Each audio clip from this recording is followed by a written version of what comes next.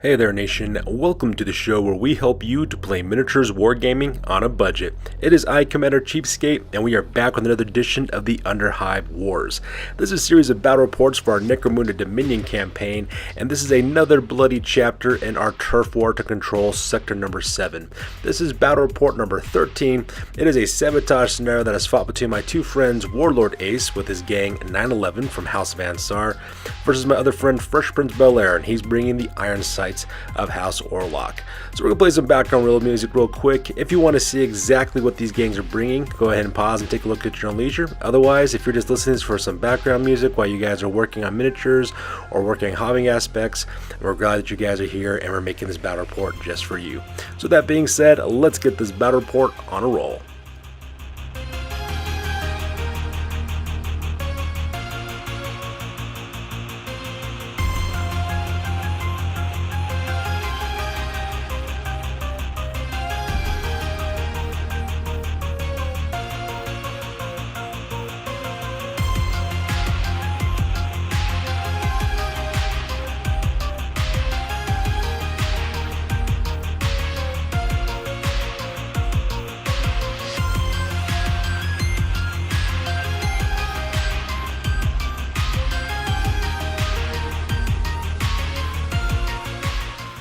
Alright, so for this battle report, my friends are playing a sabotage scenario. When it comes to the crews, both the defender as well as the attackers get different types of numbers of characters. The defender starts off with 5 members of their gang, while the rest of the gang are set up as reinforcements that'll come up on the end of every end phase, and the attackers get their entire gang in order to attack. Deployment is that the defender sets up 5 sentries wherever they want on the battlefield, and the attacker picks any one table edge and deploys within 2 inches of it. The objective is to attack a piece of terrain that is located in the middle of the table. In this case, as you can see in this photo, the Crown Complex, which is the skyscraper that's in the middle of the battlefield, that is 911's terrain piece that the Orlocks are trying to destroy. Now that building has a toughness of 6, it has 4 wounds as well as a 5 Osade, and once it is destroyed, the attacker must escape. That's pretty much the objective on this one. For the rewards, for the winner, the attacker does destroy the target. They get d6 times 10 creds, and if not, if the attackers fail, the defenders get that amount of credits in exchange. For experience, you get 1 point of experience for each wound a fighter puts onto the target itself, as well as 1 additional experience point for any attacker who actually destroys the target. Each fighter also gets +1 experience points for taking part in the scenario, and if the target is destroyed, +1 experience point to the attacker's leader. When it comes to reputation, both gangs get 1 point reputation for fighting against each other for the very first time, and if the attacker manages to destroy the target, they earn 3 points reputation, while the defender loses 1 point. And if either gang bottles out, both of them lose 1 point reputation as well. So let's go do the scenario rules on this one. So here's an overhead shot of the entire battlefield. As you can see, my friends are playing on a 4x4 table. My friend Fresh Prince Bel-Air has deployed his forces on the near side of the table, so you can see the entire lineup of the Iron Sights, and as you can see right in the center of the battlefield as well, that is the Crown Complex, that is the terrain piece that they are trying to destroy. It's a pretty dominating piece of terrain. It's right smack dab in the middle of the battlefield, so it makes sense that's their target.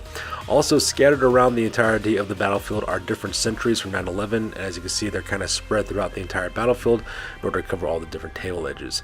And as you can see in this photo as well, my friend Fresh Prince Bel-Air decided to elect to deploy his entire gang on 1 table edge just because I guess he's trying to mass firepower. So with the battle plan over with, we're going directly to the deployment phase. So starting on the table edge on the left hand side, that is the entirety of the Iron Sights. Starting on the top, that is the Knight Rider, followed by, I believe that is Clunk is his name. That is a ganger who is armed with a, oh sorry, not Clunk, I'm sorry, I do apologize. That character is Kundalini. He's armed with a grenade launcher that's frag as well as crack grenades. And then right after that we have Mudguts as well as Starbuck as well as Torque as well. And those make up the gangers that make up the left hand deployment. And finally on the right hand side, my friend has deployed his 3 Juvies. We have Johnny the Boy, Diabando, as well as Clunk. And those guys are armed with pistols as well as close combat weapons as well. And that pretty much makes the deployment for Fresh Prince Bel-Air on this one. So for my friend Warlord Ace, starting on the left hand side, that is FNG, that is one of his Juvies who's armed with twin last pistols. And he's watching the left hand side of the terrain piece in order to protect it. Watching over the right-hand side of the deployment, up in the front, that I believe that is Tugs. That is a ganger who's armed with a last carbine, and the person right next to him on the right and the back there, that is, I believe that is Runedog, which is another juvie who's armed with, oh sorry, not Runedog, that is Mega Man. That is a juvie who's armed with a last sub carbine as well as rag grenades, and that pretty much makes up the deployment over here on the right-hand side. Watching over the building in the back left-hand corner, that is Runedog, which is a juvie armed with twin last pistols as well as rag grenades. And in the back right, that is Tough Shakes. That is a ganger who's armed with a last pistol as well as a power knife. So with deployment over with, we go directly to the top of turn number 1, and we roll off for initiative to see which of my friends goes first. So we go directly to the top of turn number 1, and my friend Fresh Prince Bel-Air manages to get the initiative on this one. So the first thing he decides to do is activate his gang champion, which is the Knight Rider, who also activates Kundalini, who's armed with a grenade launcher. And as you can see in this photo, he decides to keep the Knight Rider exactly where he's located at. He does try to concentrate fire with his heavy stubber directly into the building, but unfortunately he's unable to cause any injuries because it has a toughness of 6. However, his friend Kundalini, which is a ganger armed with a grenade launcher, he takes aim with his grenade launcher, firing crack grenades. Now, crack grenades do have a damage strength of 6 as well as cause 2 damage. So because of that, he opens up with his grenade launcher on the building. And as you can see in this photo, he already causes 2 damage on the terrain piece right off the bat. So things are not looking very good for 9/11 because their piece of terrain that they're defending is now about halfway through. Now, by firing his grenade launcher, he does alarm all the sentries on the battlefield. So because of that, by the end phase, the entirety of 9/11 will be able to deploy the rest of their gang for reinforcements. But at the same time, though, it's kind of like a high-risk, kind of high-reward situation going on for the Iron Sights at this point. So, sensing the threat that is being presented against his terrain piece, Warlord Ace activates his juvie FNG, who takes aim with both his last pistols and fires both of them directly at Kundalini. Now, even though he's firing with 2 last pistols, he does suffer a -1 to hit against because he's firing 2 pistols at exactly the same time. However, he is playing an Orlock gang, and not an Orlock gang, I'm sorry, he's playing a Van Saar gang, and Van Saar gangs have really excellent ballistic skill. In fact, his juvie FNG has a 4 ballistic skill, so things are actually kind of working out his favor for the most part. Now, both shots do hit Kundalini, except one of them doesn't wound, but the other one does, and my friend Fresh Prince Bel-Air, he fails his armor save for that one. So because that Kundalini is seriously injured, he's laying on the ground bleeding out, and that's a really bad thing for my friend Fresh Prince Bel-Air, because Kundalini is the only guy who has a high strength weapon that can cause any damage onto that building. So, in trying to save the rest of his gang, my friend then activates his juvie Clunk, and he actually spends a double movement moving up to the base of that walkway leading to the catwalk to the right-hand side of the building. I'm not really sure why my friend Fresh Prince Bel-Air did that. I think the reason why he did that is so that way if the Van Saar members on the right-hand flank do end up shooting at the gang, he's using his juvie as a bullet magnet, I'm pretty sure it's going on, so that way he takes all the fire, because according to Necromunda rules, you have to shoot at the closest target towards you. And unfortunately for my friend Fresh Prince Bel-Air, that's exactly what Warlord Ace decides to do. He activates Tugs and then takes careful aim with his last carbine, and he actually hits Clunk. Now, he doesn't able to wound him. Clunk does manage to pass his armor save on that one, because I think Clunk has he has mesh armor, so he has a 5-up armor save, so that ends up saving him for that one. But he is pinned, so because of that, he will need to spend a simple action to get back on his feet again, and he only has one of 2 options. He can either move like a normal wound allowance or blind fire, which suffers a -2 to hit against in penalty. And that's not really good because these juvies only have a 5-up ballistic skill, so things are not looking very good for that juvie laying on the ground. So, trying to protect Clunk from being shot at by FNG, Fresh Prince Bel-Air then activates Mudguts, that is the ganger who's armed with a shotgun. He does move up his normal moon allowance and opens up with the solid slug from his shotgun directly at FNG. Unfortunately for Fresh Prince Bel-Air, though, he wasn't able to hit him, so because of that, the shot goes wide, and FNG is perfectly fine. So, sensing the pressure of the Orlocks bringing the attack against their building, Warlord Ace then activates Mega Man, and he actually spends a simple movement in order to move his normal 6 inches forward, and then he actually jumps the gap between the MCI Chemical Works gangplank directly into the catwalk. I think it's a 2-inch gap, so because he's able to make that leap, and he manages to successfully pass his initiative test, and he lands right next to Tug, so that way he can lend some support fire. So, kind of a crazy move, but pretty cinematic and acrobatic when you think about it, so that part's kind of cool. Meanwhile, our friend Fresh Prince Bel-Air then activates Johnny the Boy. He moves up his normal moon allowance, so that way he can take a pot shot with his auto pistol.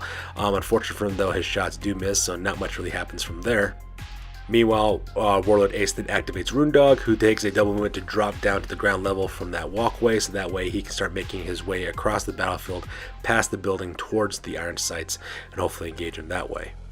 So, trying to protect Kundalini, Fresh Prince Belair then activates Torque, which is the newest member of his gang, who's a ganger armed with a bolt pistol and a last gun. And he takes his last gun and he shoulders it, and he opens up directly onto F and G. Now, he does hit F and G, but doesn't wound him. However, he has to take an initiative test to see if he falls. Unfortunately, the Van Saar have really bad initiative tests for the most part. So because of that, F and G does fail his initiative test. He falls straight down to the ground, and that was actually what puts him out of action. And he also suffers an out cold result because of that. So he will skip recovery, and he will be able to participate in the next battle report. But F and G's fighting days for this one are currently over. So, Warlord Ace then activates Tough Shakes, who does a double movement along his catwalk to get to the back left-hand corner of the Crown Complex, so that way he can start putting his assault towards the iron sights. And Fresh Prince Belair then activates Diabando, who moves up his normal 6 inches and takes a pot shot with his stub gun with dum-dum bullets. And this shot ends up being good. Managed to hit, what's his name? Mega Man does manage to hit him. Unfortunately, he wasn't able to wound him though, so because that, Mega Man is just pinned right now, and so that pretty much makes up the action phase on this one. So with the action phase, we go directly to the end phase. So with the action phase over with, we go directly to the end phase, and we roll for recovery to see exactly what ends up happening to Kundalini. My friend Fresh Prince Belair rolls up on the injury table chart, and so because of that, he gets back on his feet again with a flesh wound. Now, Kundalini is easier to wound now because he's only toughness 2, but at the same time, all he needs to do is hit that building one more time with a crack grenade from his grenade launcher, and that'll bring down that piece of terrain right down around the 9/11 crew. So because of that, that pretty much makes it the end phase for this one. So from there, the reinforcements now arrive on the table. My friend has 4 members of 9/11 which are showing up as reinforcements. He does manage to land over Soldiers, as well as, I believe that's Moloko, who's armed with a rad gun, as well as his leader Bussanai. They show up on the right hand corner of the near side of the table, right behind the chemical tank farm and the NCI tank farm right there on the right hand flank of the iron sights. And Chopper is deployed next, and he rolls off to be under the control of my friend Fresh Prince Belair, who then puts Chopper all the way across the other side of the battlefield, where basically he's not relevant at all. So with the end phase over with, we go directly to the top of turn number 2, and my friends roll off for initiative to see who goes first. Alright, that takes directly to the top of turn number 2, and the Orlocks manage to get to go first. So the first thing my friend Fresh Prince Belair decides to do is activate Clunk, who then takes aim with his grenade launcher, opens up and fires with it, firing a crack shell directly at the building. Not only does he manage to hit the building, but he also manages to wound it as well. This, of course, just destroys the building to its foundation, and now we have a small little pile of rubble right there in the middle of the table where the building used to collapse at. So because of that, my friend Fresh Prince Belair does achieve the objective by destroying the terrain piece. Now what he has to do is hail on and try to get his troops off the battlefield as quickly as he can, so that way he can make a good escape after sabotaging 9/11's territory. So in response, my friend Warlord Ace decides to activate his gang leader Bussanine, and since he has commanding presence, he does activate Soldiers as well as Moloko. He sends Moloko over around the right hand side of the tank farm, so that way he can land a good shot with his rad gun directly into the juvies in front of him, and he also moves up Soldiers and Bussanine, so that way they can also start engaging targets across the battlefield. So because Moloko only made a simple movement, he does open up with his rad gun directly into Diabando, covering him over with a sheet of radioactive energy. And not only did he cause a serious injury on the character, he also put a flesh wound on him as well. So because that Diabando is laying on the ground seriously injured, he's also carrying a flesh wound. He also seriously injures Johnny the Boy as well. However, he doesn't get a flesh wound from the rad phase ability. So they're both on the ground bleeding out, and things are looking very bad for my friend Fresh Prince Belair because his right hand flank is starting to collapse. The rest of the gunfire from Bussanine as well as Soldiers pretty much missed their marks at that point. So because of that, my friend Fresh Prince Belair then activates the Knight Rider, who then also activates Torque. They both take aim with their heavy stubber as well as their last gun respectively, and they open fire directly at Bussanine as well as Soldiers on the far right hand corner of the battlefield. And both of them managed to get pinned at the same time. I believe it was Torque's shot that hit Soldiers, so Soldiers is pinned, so he's perfectly fine, he's just laying on the ground. And I think it was Torque who managed to hit Bussanine twice. The first one didn't wound him, but the second one did. Now, Bussanine is a gang leader, so because of that, he does carry 2 wounds, so he is halfway down, but at the same time, though, he's not pinned, he's not seriously injured, he's just pinned. So up next, Warlord Ace decides to activate Tugs, who opens fire with his last carbine, but unfortunately wasn't able to hit anything. And Fresh Prince Bel-Air then activates Clunk, who actually spends a double movement moving backwards, heading towards the table edge because he's trying to get off the battlefield as quickly as he can, so that way he can nest himself some experience points and escape at the same time.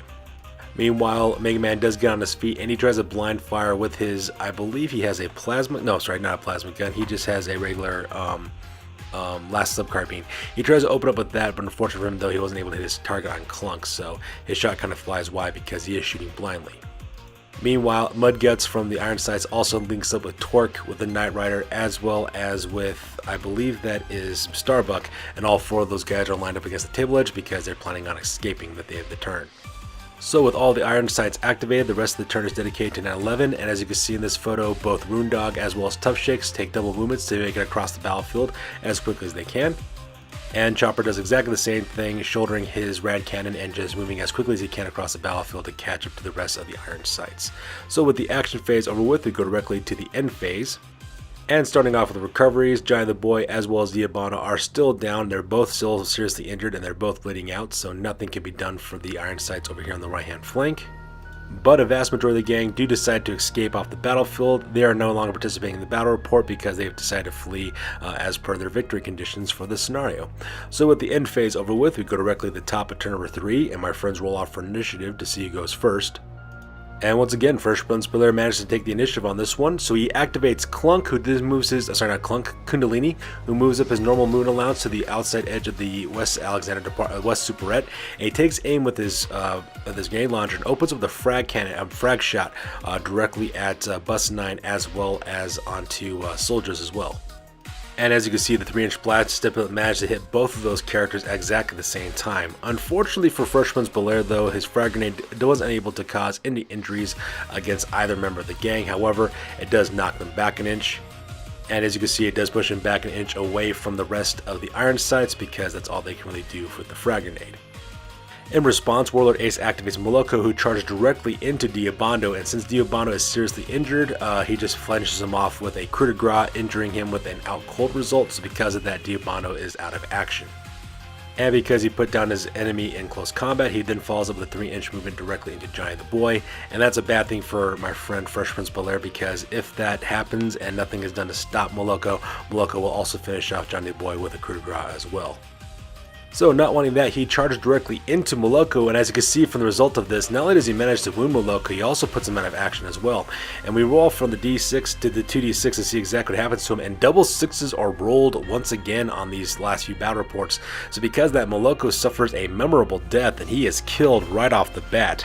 At the same time, I believe Clunk also earns himself an additional experience point as well for having the D3 extra experience points from getting that kill. So things are not looking very good for 9/11 at this point. They lost the terrain piece and now they just got one of the members of their gang killed. So in retaliation, since the rest of the Iron Sights are pretty much done, the rest of the turn is dedicated to 9/11.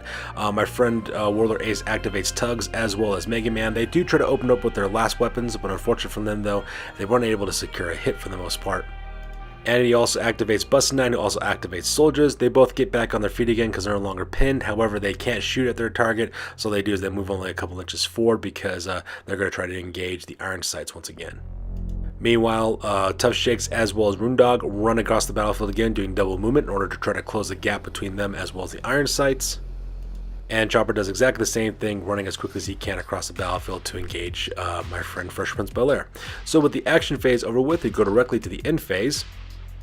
And in the end phase, both Giant the Boy as well as Clunk do manage to get back onto their feet again, and so they will be able to move out in their next turn.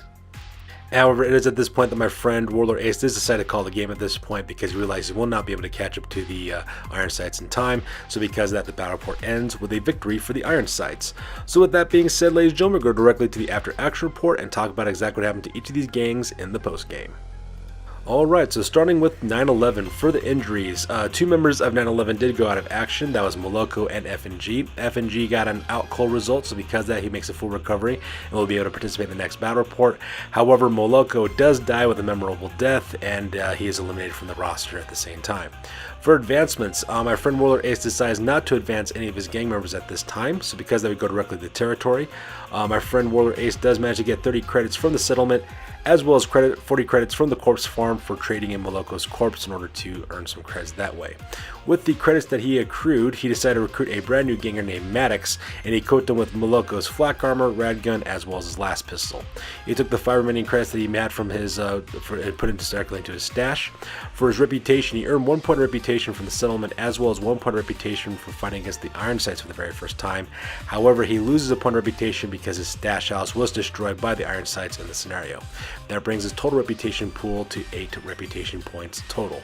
His new record now is at 1 win as well as 2 losses, and his new gang rating now is at 1,115 points. Meanwhile, for the Iron Sights, the only injury they suffered was Diabando, who rolled an out cold result. For his advancements, 3 members of his gangs did level up. Kundalini, Clunk, and Diabando all 3 of them leveled up to level 2.